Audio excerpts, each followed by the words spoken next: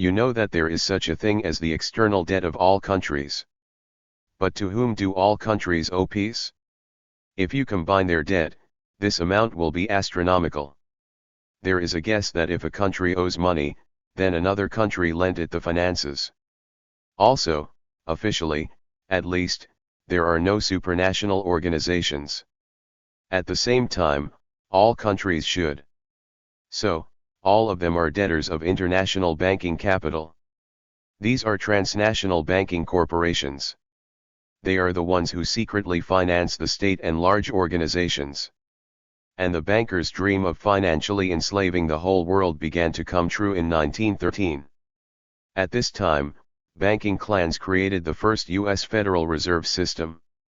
It is interesting that a private shop that included several banks was given the opportunity to print and manage the money of the entire state.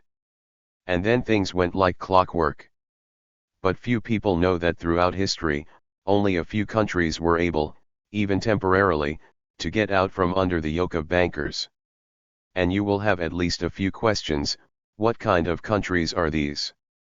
How is it even possible to make a country a debtor? And most importantly, what tools they used for this? This is exactly what we will talk about today. Let's return to the USA at the beginning of the 20th century. The country's economy was subjected to depression, while all large industrial organizations and companies fell into the hands of financiers. At the moment, the United States is the only country that does not have its own national currency. The United States is not to blame for this, it's just that the country was chosen as a tool for solving these issues of the global financial mafia. Let's go back to 1944.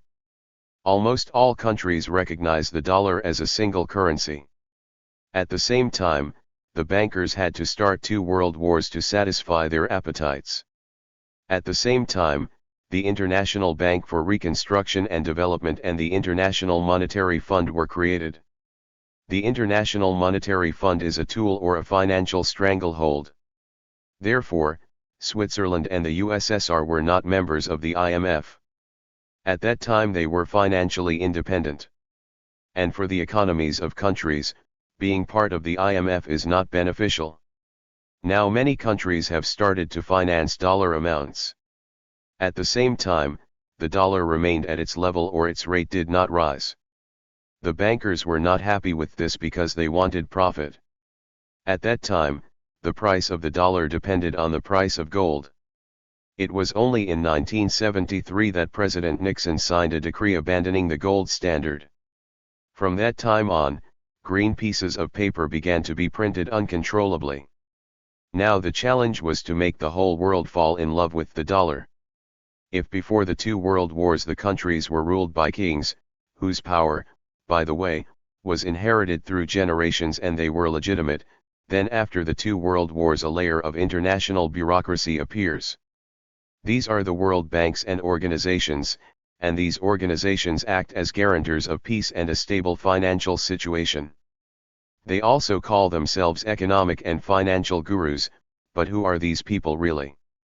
Nobody elected them, which means they are not responsible for anything.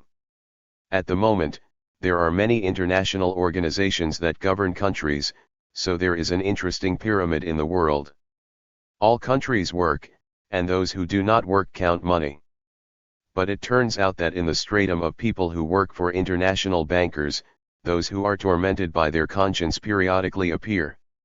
And John Perkins is a good example of this, namely his book, The Confession of an Economic Killer. Perkins is a man of legend, or perhaps a man of hoax. He himself claims that in the 60s and 70s he worked in the U.S. National Security Administration.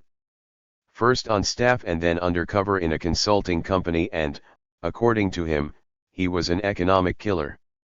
Perkins said about his high leadership that these are the people who force the countries of the world to follow the course that is beneficial to them. For example, they force you to take out gigantic loans and buy only American goods. And if the rulers resist, they are removed, such as the Shah of Iran. In the early 80s, according to Perkins' biography, after severe depression and repentance for his actions, he resigned from the intelligence services and first created his own company for the production of environmentally friendly energy, and then wrote books about how the states are bending the world. So who are the economic killers? Essentially, these are highly paid professionals who defraud states around the world of trillions of dollars. The money received by these countries from the World Bank, the U.S. Agency for International Development and other foreign aid organizations is pumped into the safes of the largest corporations and the pockets of several of the richest families, including the Rothschilds. They use such means as fraudulent manipulation of financial statements, election fraud, bribes and extortion, and the most menial work. They are playing a game as old as time, which today is gaining threatening proportions. Let's, by the way, return to Rothschild. He considers the Rothschild family one of the most powerful in the world. Of course, unlimited resources and finances help with this, and until recently 6 countries managed to avoid the guardianship of this family: North Korea, Syria, Iran, Cuba, Sudan, and Libya. Through the efforts of Washington, the last 2 countries from the list left this list. The scenario according to which they capture countries is quite mild, and it has been worked out 100%. The country is being attacked by the media, strangled with sanctions, and then accepting the terms of a group of bankers and agreeing to predatory loans. And if the country does not agree to loans, the head of state is simply removed, and his place is taken by a loyal politician. If the leader of the country cannot be removed, the state is subjected to occupation under the pretext of various threats, and a central bank is forcibly created. Over the past 23 years, most of them have experienced, as you know, military crises. As a result, Afghanistan and Iraq came under the control of the bloodthirsty family. For this purpose, in particular, the events of September 11 were used, and, under the pretext of a special operation, the United States invaded these countries and installed central banks in them. Accordingly, similar manipulations were carried out in Sudan and Libya. Over the 230 years of its existence, the Rothschild family invaded all states of the planet for one reason or another. They used physical and economic threats and eliminated unwanted politicians and leaders. By the way, even the U.S. Federal Reserve is private property protected from U.S. laws. They print dollars for the U.S. government and receive a percentage for this service. If the U.S. pays off its debt, every dollar of that debt will be given to them by the Fed. Another service protected from the laws is the IRS, the Internal Revenue Service, which is a foreign agent of the IMF and the Fed's private army. The IRS makes sure that Americans pay their taxes correctly. In other words, they were obedient little slaves. Meanwhile, in Iran, the Rothschilds faced a serious problem. The Islamic religion prohibits usury, so the country is being carefully drawn into an armed conflict, which we are now partially seeing in the Middle East. However, charging interest was once considered a sin in Christian countries, and was even punished by death. The Rothschilds managed to resolve the issue by bribing greedy officials. Corrupt politicians, for a certain bribe, agreed to huge loans that the country could never repay. Therefore, many countries remain enslaved by debt obligations to the financial structures of international bankers. Now you understand who is responsible for hunger, poverty, and unsanitary conditions in third world countries. Another interesting revelation from an insider and a person who worked inside the system, which allows entire countries to go bankrupt. His name is Mads Polisvig. He was a banker who was involved in foreign exchange investment transactions. Worked in multinational banks in high positions. During my activity I saw all the ins and outs of the global financial system. Mads also repeatedly communicated directly with the heads of central banks in a number of countries. He spoke from Mrs. Janet Yellen, head of the U.S. Federal Reserve System. Having an excellent economic education, he asked all these people the same uncomfortable questions. First, why as soon as the International Monetary Fund begins to help any developing country, this country immediately begins to suffer huge losses and will soon go bankrupt? Secondly, why the economic policy of these countries is carried out contrary to all the school rules of economics. And finally, thirdly, why are the leaders of the banking system doing everything exactly opposite to what is necessary to maintain stable economic development of the country? Soon after the conversation with Janet Yellen, Mads lost his job and, apparently, was blacklisted, since he could no longer find a job in his specialty. So, who do all the countries in the world owe? Private, supranational organizations of bankers who report to no one and are not responsible for anything. There are places like the City of London. This is essentially a city within a city, the financial centre of England. There are 32 districts in London, but the City of London is known and does not have the status of a borough like all the others. The city is a unique administrative unit and ceremonial county with the status of sui generis, which in Latin means unparalleled and unique. The city has its own police force, independent of the city, and the policeman wears a special uniform consisting of blue uniforms and Prussian-style helmets. The city also holds its own elections, in which not only its residents, but also employees of companies located on the territory take part. The City of London has its own coat of arms, flag, and motto. Although the city is considered a small county, it is a major business district. In general, as was said earlier, a state within a state that does not obey anyone.